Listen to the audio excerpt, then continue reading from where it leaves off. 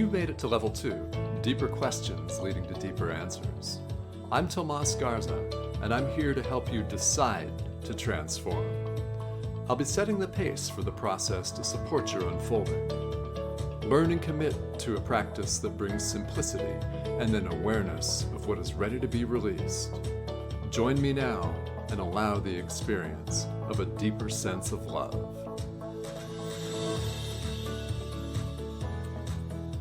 Welcome to Decide to Transform. I am your host, Tomas Garza, and this is a very special edition of our show. It's the second of season 2 here on Podbean, and I hope that all of you were able to catch the really wonderful show from last week that kicked off this new season on this new platform, and that is my second born, Zaya Garza, with The Spirit's Paintbrush, Art and Spirituality, with a really in-depth look at the connection between art, spirituality, and as you can tell, Zaya's family, and I'm very, very proud. So check that episode out. That is the first edition of season 2 here, called The Spirit's Paintbrush.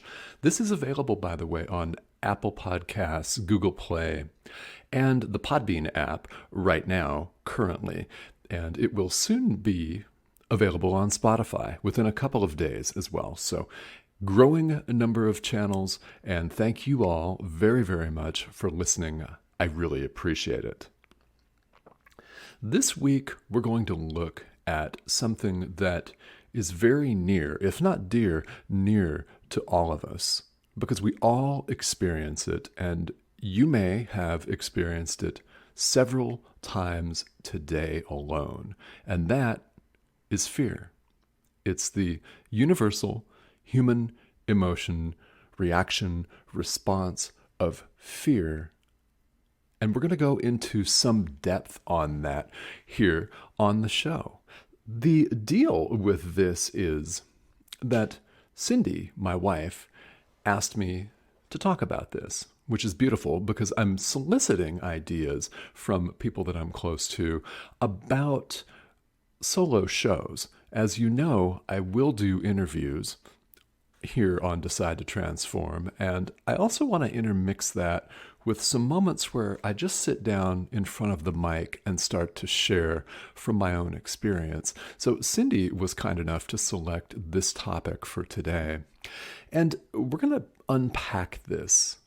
We're going to delve deeper into what fear is, how it shows up in our lives, and what we as human beings can do about it when and not if it shows up for us. So I invite you to think about how fear shows up in your life.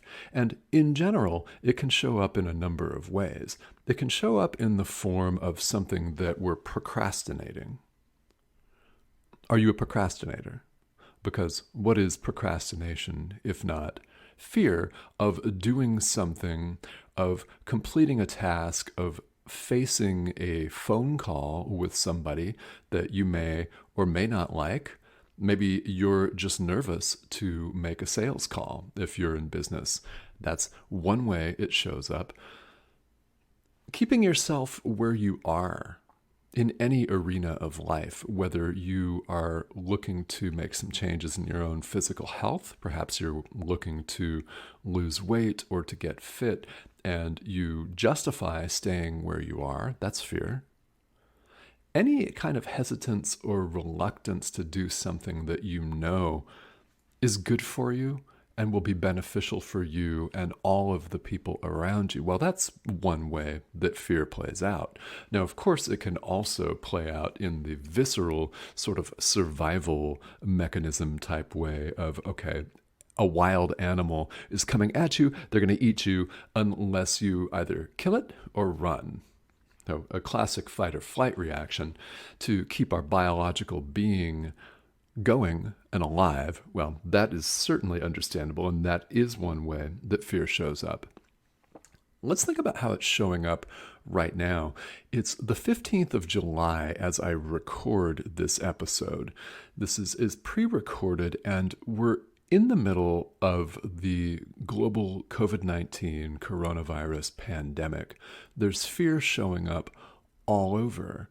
If you turn on the television news media, there's fear there that they, by the way, are attempting to generate in you and make you feel, and they do it very successfully. There's a lot of that going on. There are a lot of people that are very legitimately, in many cases, afraid of catching a deadly virus because they have a compromised immune system, or they know a family member who does.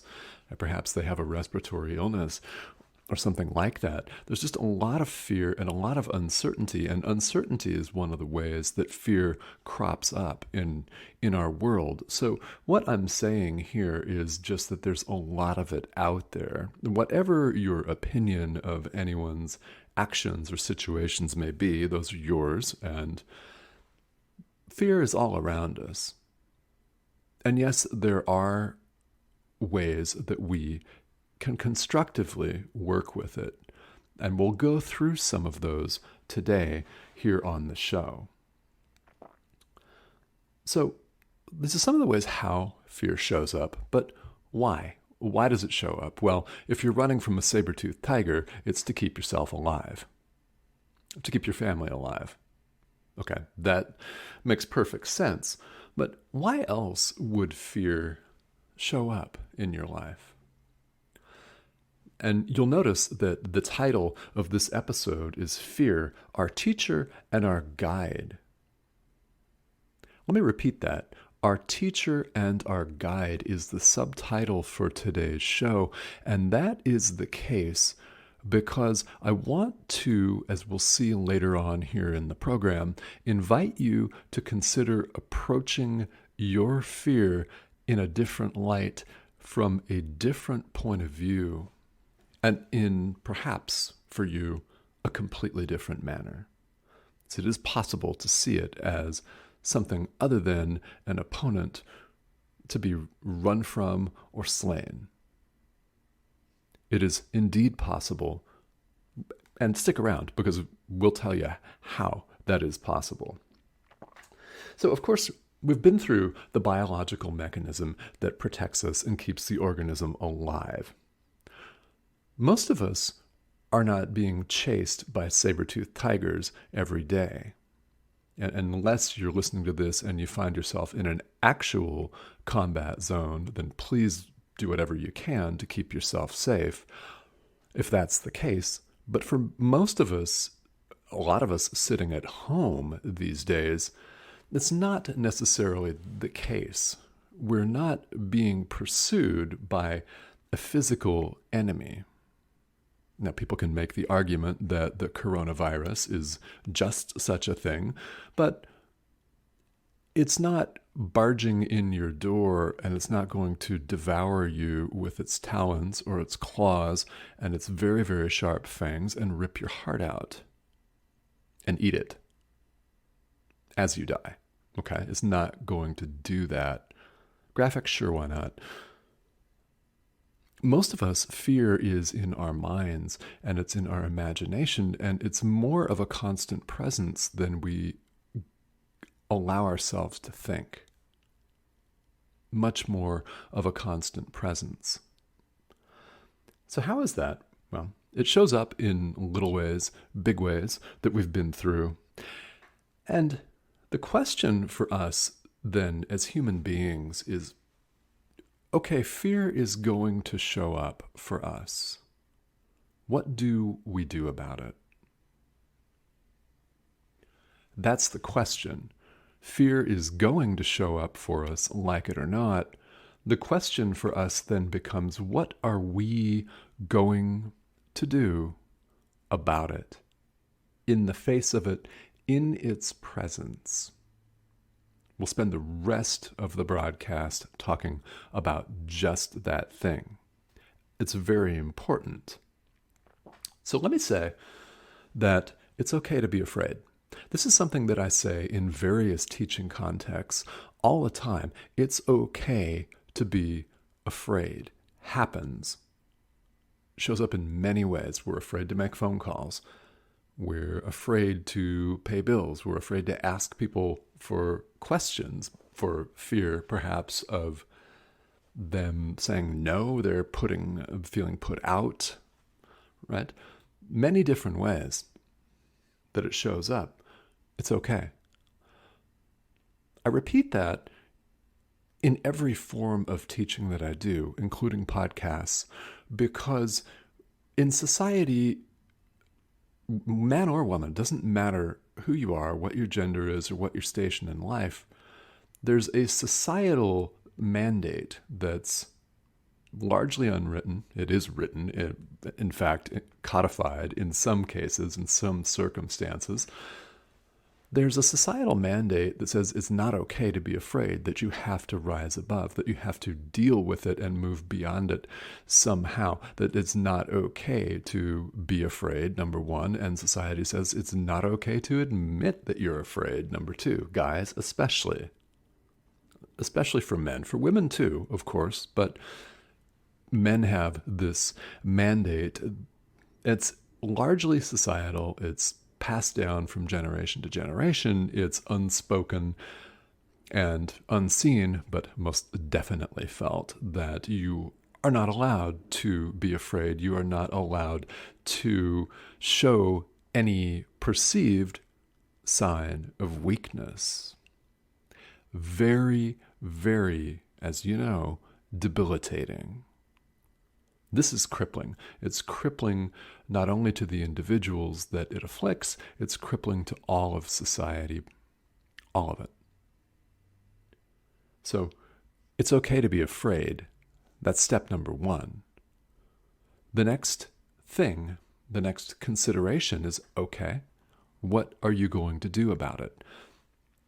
Now here's where this is a microcosm for spiritual practice in general. This show really is, and all shows that I do, whether it's interview format or solo, they're all microcosms for spiritual practice in general, because they're all about decision. If you've listened to season 1, the first 27 episodes, you notice that I talk about decision all of the time. In other words, our power of choice. No matter how much power we may give away in our lives, we retain the power of choice. Now, we can decide not to use it. That's for sure. But we still have that choice. And it's something that applies to every moment of every day. We have a choice between fear or love. It's that simple. Folks, it really is that simple. Every moment of every day, are you choosing fear? Are you choosing love? All of the other gradations, complications, terms, terminologies, levels, all of that is a variant of one of the two. It's either an expression of love or it's an expression of fear. We have a decision. The show is not coincidentally at all entitled Decide to Transform. It's a decision that you make. So how do you move past fear? How do you deal with it? Let me give you a couple of options for dealing with this. Because as we all know, we can use fear as an excuse. We can use it to stop us. We can identify with our fears and allow it to debilitate us, to block us, to limit us, to stifle our progress. Or we could choose, make a decision, decide to work with it. So how do you work with something? Well, you can work with fear in a number of different ways, but first of all, it has to be said and acknowledged that this can be really debilitating. And the first step in any form of spiritual growth or personal transformation is, if there is a challenge that you're experiencing, if there is something that you would like to change, that you would like to transform, then step number one is noticing it. Now, this is where dealing with your fears, it's very, very important to have a good practice, and I mean practice of self-care. Whether that is an exercise routine, whether that's yoga, whether it's meditation. I'm a meditation instructor, so I'm very big on meditation and mindfulness practices, why it opens up mental space for you to make better and different decisions. But whatever form your self-care takes, maybe it's a dip in the pool, right? Maybe it is a walk in the forest. Whatever this looks like for you, it's your self-care, your spiritual practice, meditation, prayer, yoga, whatever that looks like. It is that practice that's going to open up the space for you to be able to, number one, recognize your fear, and then two, choose to do something constructive about it. In that order. Because if you don't have a good handle on what something is that's affecting you, on what it is and how it's impacting your life, it's really difficult to solve the problem, because this is where you see people trying 50 million different healing modalities, and they'll try them for a week, maybe two, and then the fear will come back in, the limiting story of, well, it's just not working out for me. It's really not my thing, and I tried it. Yeah, I went to yoga class once. I bought a 6-month membership to a gym, and I went one time on a Tuesday and never went back. I've tried all that and it doesn't work. Yep, I know. Yeah, right. Okay. Sure, we use these stories to delude ourselves. It's an expression of fear, because we're afraid of the change. Now, what are we afraid of? Well, it's not really the change, is it? It's a fear. We're afraid of who we're going to be on the other side. Because that's really what's going on. We're afraid of our own power.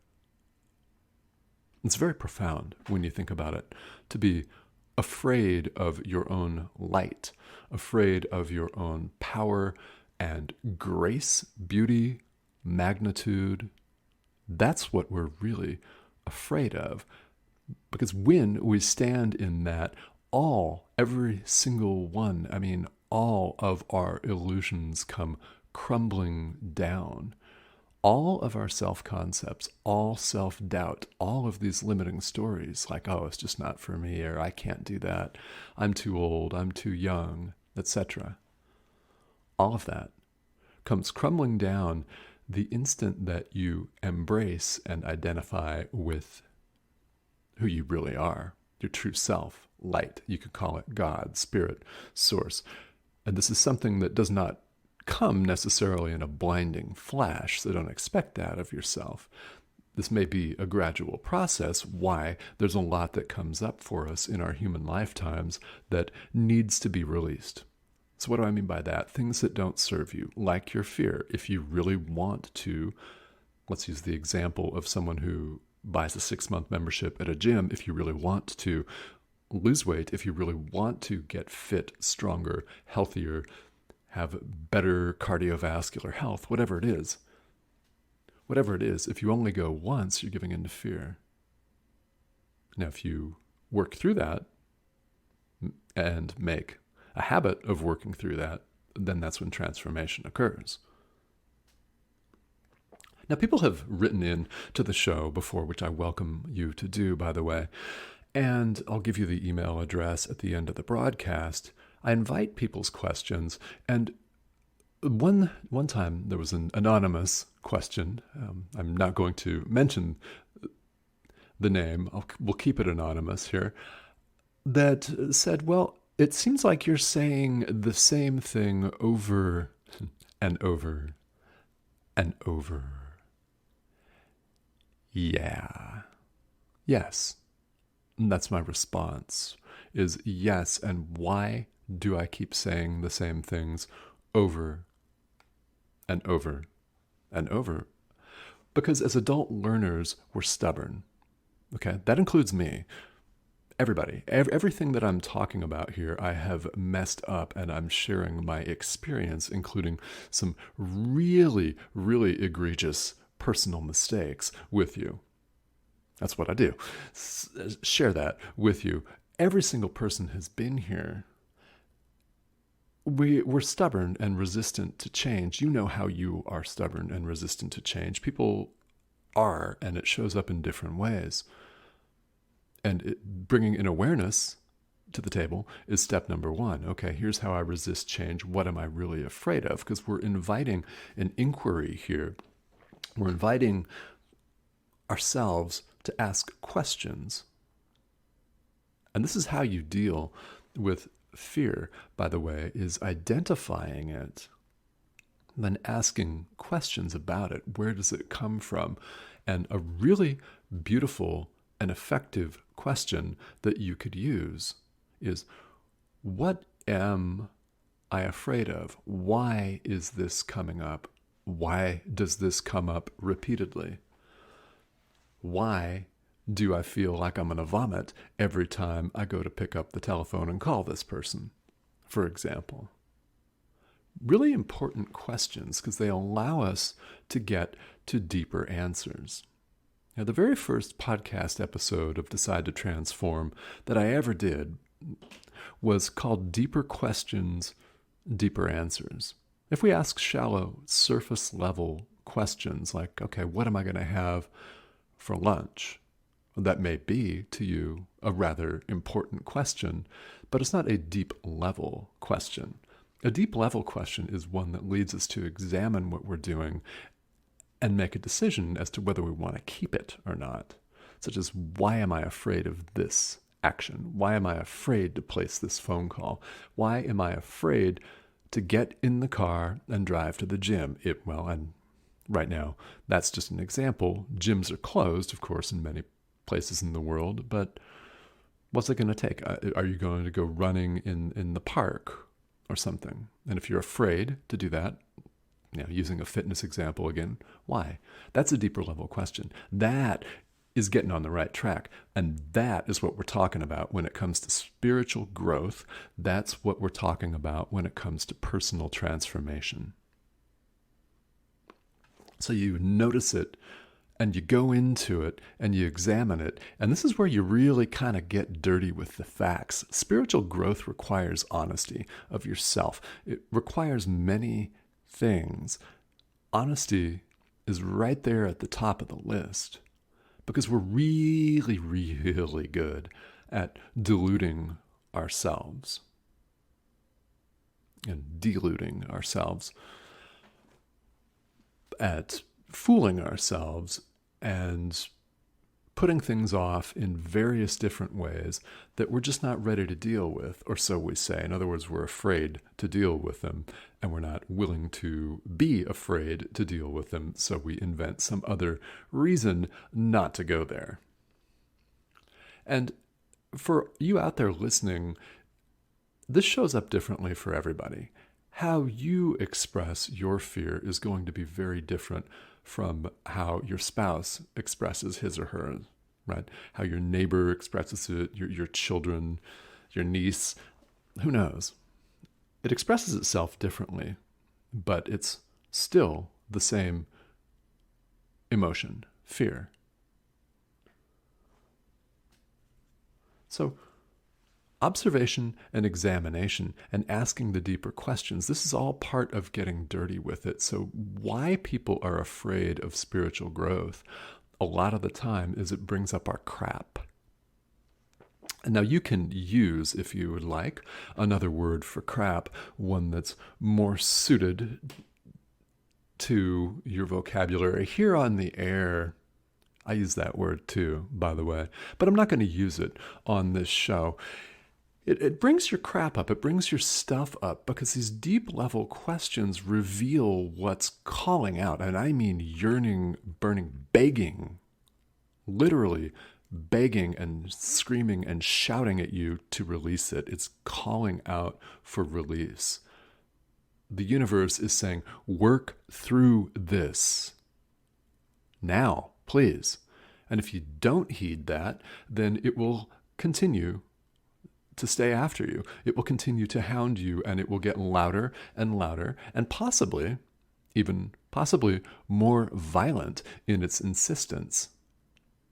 And figuratively speaking, it'll slap you harder the next time to get your attention. Why? Because there are things that are calling out for your release, and we're all on a trajectory toward awakening. Every single one of us. That's a fact. We could run away from it. In fact, many of us have run away from it for lifetimes. And you may be running away from it right now. If you're running away from your fear and refusing to deal and acknowledge it and refusing to even be curious about why this is happening to you, then you are running away from it. Now, don't be ashamed, is my suggestion to all of you. I've been afraid to do many things in my lifetime. I've been afraid to leave bad relationships, like most of us have been at one point in time.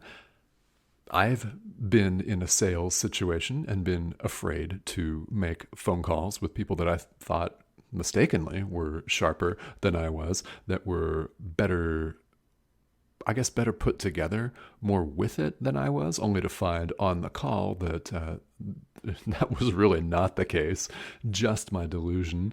And maybe you can relate to this. So the deal is that this fear is not you. This is really, really important, because one of the things that can be so debilitating to a person is to identify with their fears and make it them, and latch on with all of your mental and emotional and psychological, spiritual energy to something that you're afraid of. So who are you really? Well, you're not the fear, nor are you the circumstance that's causing the fear. Let's take the example of a phone call with somebody who's really sharp, sales call. You're not the person on the other line. You're not the telephone, right? You're not the call itself. You are not the words that you use when you speak to this person, nor are you the words that you use to talk to yourself about why you can't speak to this person this afternoon, about why you're too busy, or something like that. You're not any of that. You're the one that's observing all of this happening. Now, this is a whole nother series of podcast episodes in and of itself, and I won't go into the details too much here, but we're the ones that are observing all of this. The important point here is you're not the fear itself. You're not the circumstance that produces it. But why is this important? Why should you care? Well, it's a really good question. You should care, and it matters to you because you have and retain, as I mentioned earlier in the broadcast, the power of choice. You have the power to choose to work with this emotion, with this situation in a different way. By observing it and being curious about it, then asking a deeper level question,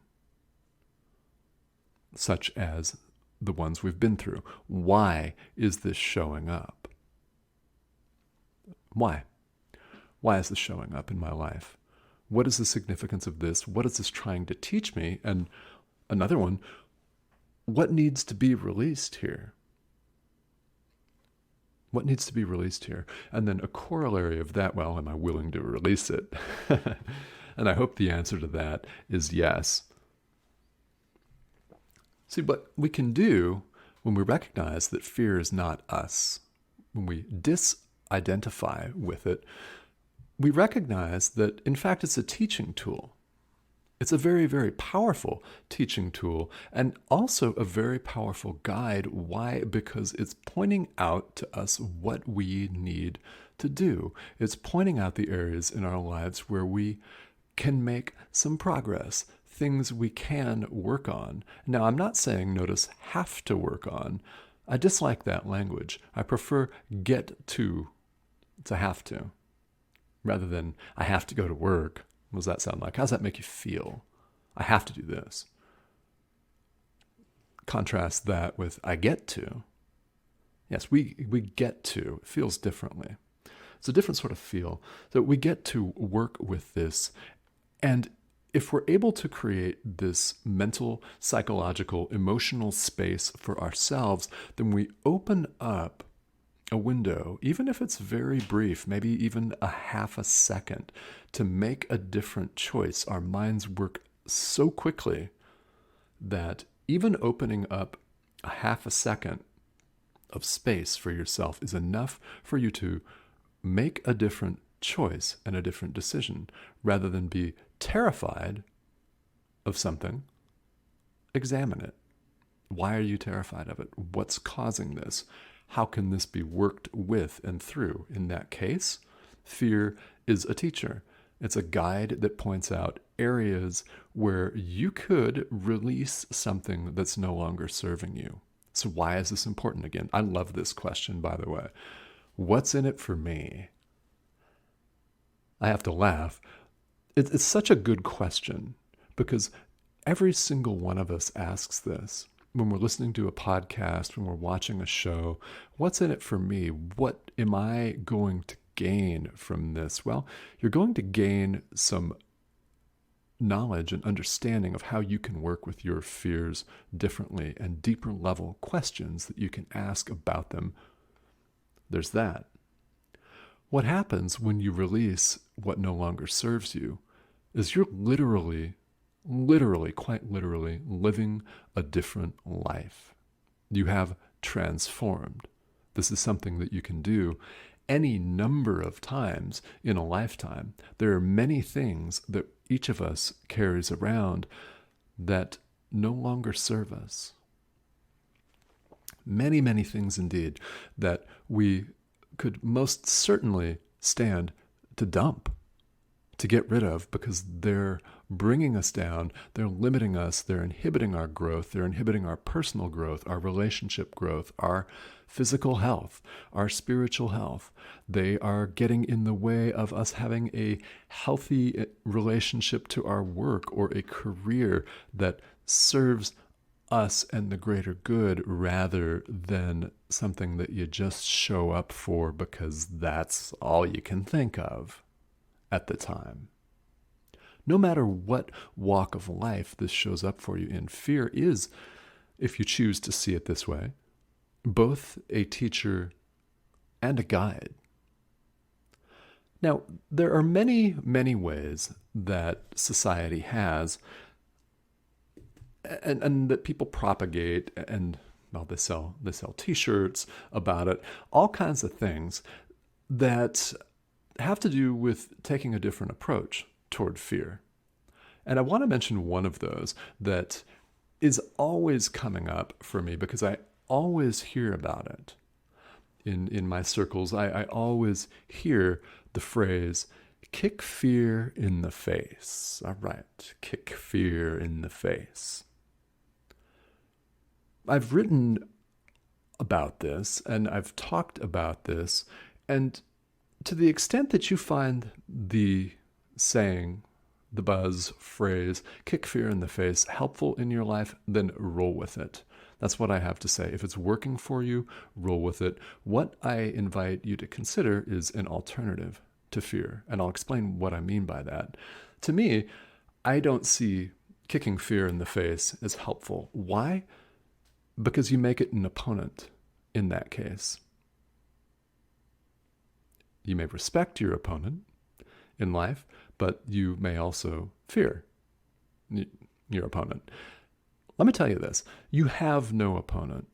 We have absolutely no opponents. Why? Because ultimately, there are no separations of any kind. This is not some hippie pipe dream. This is reality. So if you take a quantum level, if you take a deep spiritual level approach, if you're familiar with Eastern philosophy, if you take an approach from absolute or ultimate truth, if you follow A Course in Miracles, that's a presentation of absolute truth. So this appears in many different spiritual disciplines on this planet.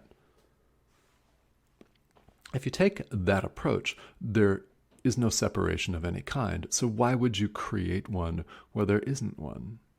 You could see fear as a teacher rather than an opponent. Now, you wouldn't willingly kick your teacher in the face, kick your guide in the face, or punch them, would you? I would say not, especially if they were an authentic teacher that meant only to help you. So it's an alternative point of view. And again, I'm not saying that if this is something that works for you, that you should abandon it. You should do whatever works for you. My counsel to you is do what your heart tells you to do. If something speaks to you, keep it. But if that does not speak to you, if kick fear in the face does not speak to you as a human being, then there's an alternative. And that's my point of view, is we don't have an opponent. Like I said at the top of the hour, most of us are not being chased by a saber-toothed tiger. We're not in immediate danger of being vivisected, killed, slain, maimed, eaten, you name it. Because we're not in that immediate danger, the things that we fear can be worked with. Now, we could feed the fear, or we could examine it, create space for ourselves to deal with it differently, and then go about dealing with it differently. So, back to the question, why should I do this? Why should I care? Well, what are some of the things that happen for you if you release what no longer serves you? Well, you're lighter. Do you feel lighter? Does this relate to anything, any circumstance that you've had in your life where you let go, say, of a bad habit? Or, let's say you wanted to lose 20 pounds and you did it. Maybe it was a bad relationship, a soul-sucking job. What happened when you let go of what no longer served you? Maybe it was an attitude that you had personally. Well, did you feel lighter? People tend to feel lighter, like they're living in a different world, that more options and better choices are available to them. And yes, that is the case. It creates a sense of emotional and psychological lightness to let go of what no longer serves you. And it allows new possibilities. It allows the new to come pouring into your life. Things that you may have been asking for, either consciously or subconsciously, for a long, long time. Now, what happens when you do this for yourself? Others see, others notice. We're all vibrational beings. We feel each other's presence. So what does this mean? This means something that I've mentioned before on the show, is that we're all teachers and learners, but we're all teachers, every single one of us. What are we demonstrating in our lives? When fear arises, are we demonstrating a way to constructively work with it, or are we demonstrating violence by kicking it in the face? Are we demonstrating fight or flight behavior, right? Are we experiencing the flight end of that? Are we showing people to run from what they're afraid of, to deny it, to avoid it, to shelf it, to put it away, hopefully never to be seen again, only it will be seen again, and it will come back in a different form, perhaps more harsh and more violent than the time before? What are we demonstrating to people? You're always teaching. This is really, really a critical spiritual component to human existence. We're always teaching. We're always learning as well, because people are sharing their experience, their being, their energetic being with us. So I invite you to consider for yourself, what are you teaching? What are you sharing? Because if you share that there are constructive ways to deal with fear and grow and challenge yourself and move past it in a constructive way, you're showing this method and the results to everyone around you. They feel your heightened vibration. They feel your heightened sense of energy. This is a reason why you should pay attention to this.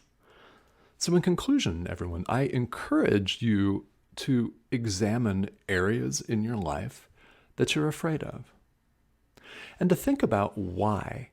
Why does this keep coming up for you? Ask yourselves the deeper level questions that we talked about here on the show, on this broadcast. They're very important. And again, I can't stress enough that deeper questions lead to deeper answers.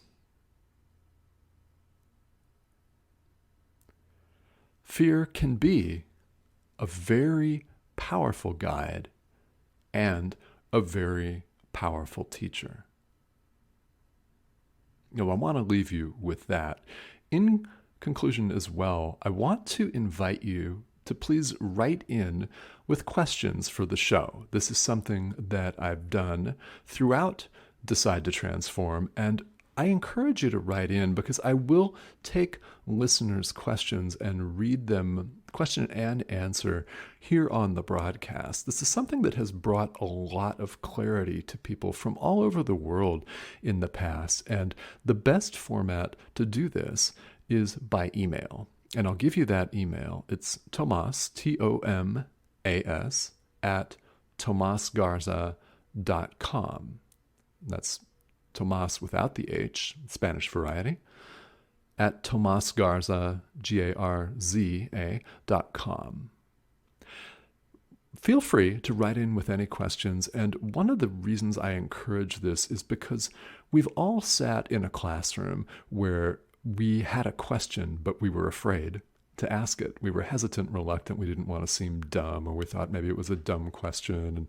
And someone will answer, someone will ask it, right? And the teacher will answer. That's got to happen, right?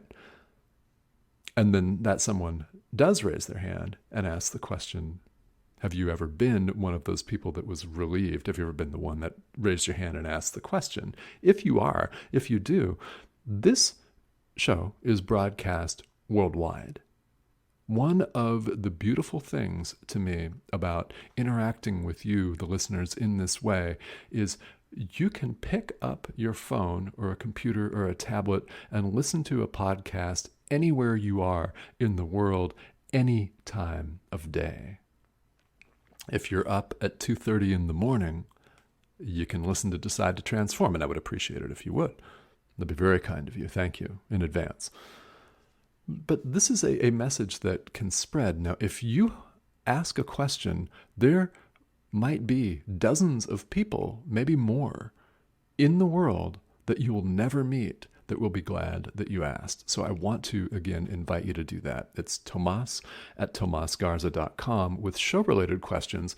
And on the subject of fear, I'd love to know what you're working with in terms of fear, and what are some of the deep level questions that you're asking yourself, ones that we went through, such as, okay, why is this showing up? Why does this keep showing up? What is this trying to tell me? What's the lesson here? What's my takeaway? What's my takeaway? I think that's really important, and I can't stress that enough. So I want to thank you very much for joining me here today. Season 2 of Decide to Transform here on Podbean is going to be a lot of fun because, guys, to preview what's coming in the next 2 months or so, I have a number of very, and I do mean very sharp guests lined up to interview. I've got some very hard-hitting personal growth, transformation, and spiritual level topics to address solo, like on this show. And we're going to discuss some really, really in-depth topics and practical things. I always stress this, practical things that you can do and take away and use today to create transformation, massive transformation, one step at a time. All right, everyone, I'm Tomas Garza. This has been Decide to Transform. I want to wish you all a beautiful, pleasant day, and I will talk to you very soon.